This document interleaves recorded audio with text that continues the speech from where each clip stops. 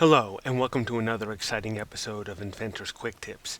Today we are going to be talking about the situation when you have an invention that you already filed patent applications for, and now you have some additional improvements that you want to protect. A common way to do this is with a continuation-in-part patent application, often referred to as a CIP. It is a special kind of patent application that lets you take advantage of the filing date of the original patent application for whatever subject matter was shown in your original application, and for just the new stuff, a new effective filing date. There are various benefits to having multiple patents on your invention or technology, as shown here.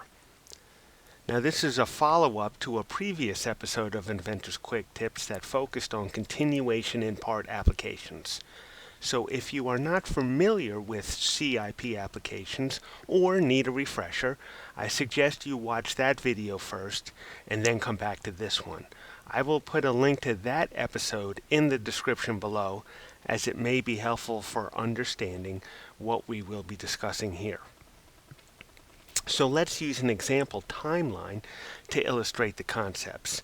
Suppose a first patent application is filed in January of 2020. Then a second patent application is filed on an incremental improvement and filed that a year later in January of 2021 as a CIP of the original patent application from 2020.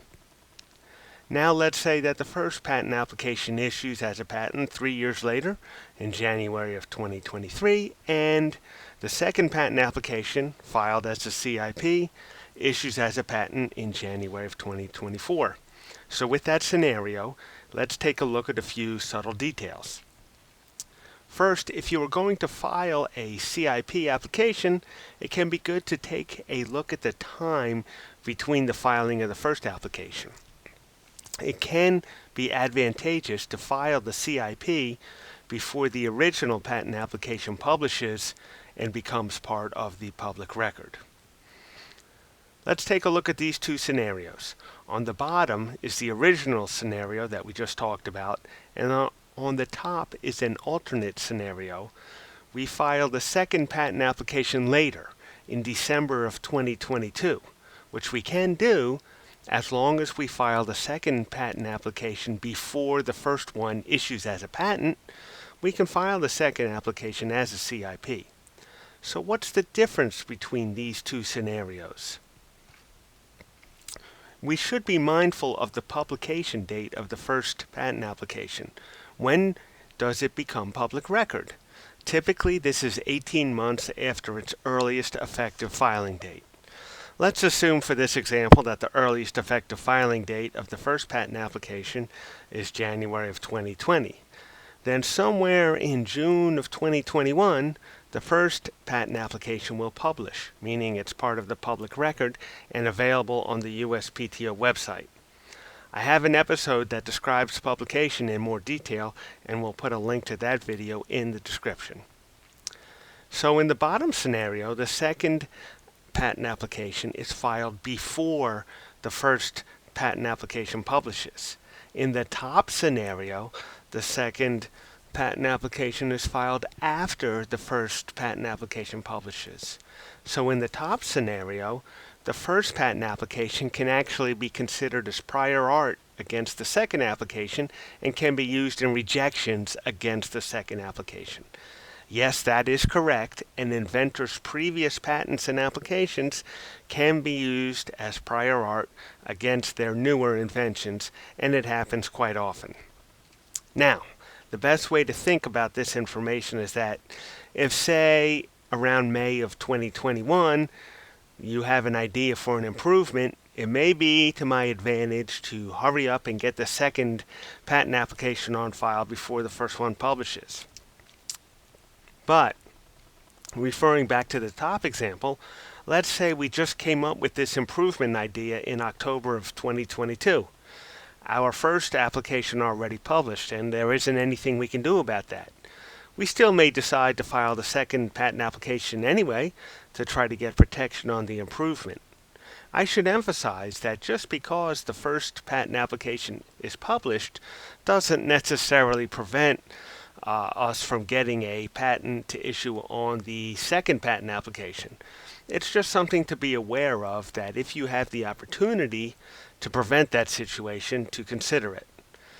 Okay, so enough about this busy slide here. Let's talk about a disadvantage of the CIP as compared with just a regular, newly filed utility patent application. Let's talk about expiration dates. Here is our timeline again. In the best case, when will these patents expire? Generally, a patent can have a lifespan of up to about 20 years from its effective filing date. So in our example, our first patent can be in force up to about January of 2040. And our second patent would also expire in January of 2040. Why? Because when filed as a CIP, it has an effective filing date of the original application, January 2020 in this case. Let's say that instead we file the second patent application as a new application instead of as a CIP application. Then its effective filing date is January of 2021, and the max expiration date of the second patent would be around January of 2041. So let's recap some continuation-in-part considerations. Claim elements supported from the CIP that are shown in the original application get the benefit of that filing date. That can be helpful because it limits how much prior art can be used against your new application to the filing date of the original application. New material will have an effective filing date of the new application, so things that were not mentioned in the original application will fall into this category. Finally, for changes to the original application that are both incremental and related, the CIP can have advantages.